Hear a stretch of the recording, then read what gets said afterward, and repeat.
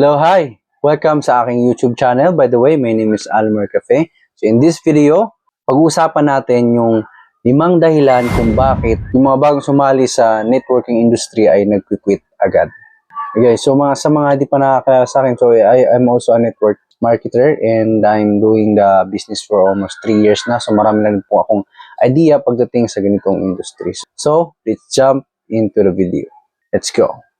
Number 1 reason kung bakit nag-quit ang isang bagong network marketer is they think it is easy. So akala nila madali lang gawin yung negosyo na ganito or yung industry na ganito. In reality, mahirap talaga.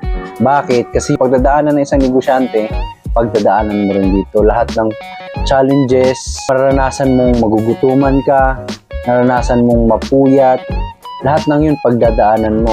Pangalawa, self-belief. Kaya nag-quit sila kasi wala silang tiwala sa sarili nila. Kasi automatically magkakaroon ka talaga ng challenge. So, kung wala kang tiwala sa sarili mo, yun parang mag-quit ka na talaga. Kasi marami kang kakaharapin, diba? Rejection, mahirapan ka. Kasi dito kailangan i-develop yung skills mo, yung speaking skills mo, yung pag-usap mo sa tao, lahat ng yun pag-aaralan mo dito.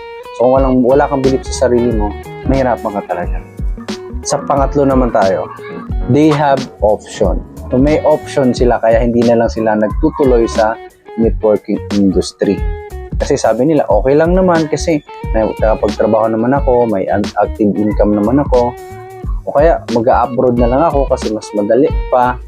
Kasi ito, mahirap talaga doon kasi mapalayo ka pa sa pamilya mo, di ba? O, so may option, di ba?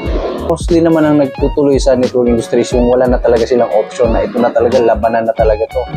Paglaban ko na to. Kaya iba kasi may option, kaya hindi sila nagtutuloy. Nagtitip sila.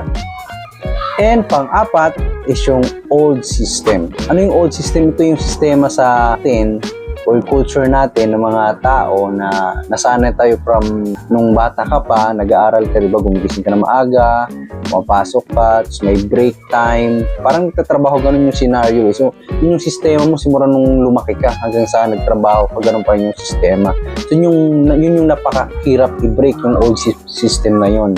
Kaya yung mga nag-quit, hindi nila nagawang i-break yung sistema na yun. Kaya nahihirapan silang magtuloy. Kaya ang desisyon nila, mag-quit na lang sila. Doon na lang sila sa old system na ginagawa nila. Kung gusto mong magtuloy, kailangan mong i-break yung system na yun.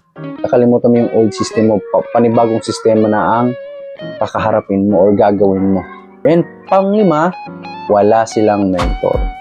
Bakit walang mentor? Kasi hindi sila nag-a-ask ng guidance. Acne. Kumbaga, alam nila, kaya ko na to. Hindi sila naghihingi ng advices. Dapat makinig ka sa nauna sa'yo. Kasi yan yung nakakaalam sa daan mo. Kumbaga, nadaanan na nila yung dapat mong madaanan. Kasi sila nga yung nauna, diba? Kaya nga sila tinawag na mentor eh. So guys, yun yung 5 reason. No? Kung gusto mong i-share to sa partners mo, business partners mo na gustong malaman to para maging aware din sila, please share. And syempre, follow mo na rin ako or subscribe para updated ka sa mga videos natin sa susunod. By that, my name is Almer Cafe and see you in our next video. And together, let's rise up. Thank you!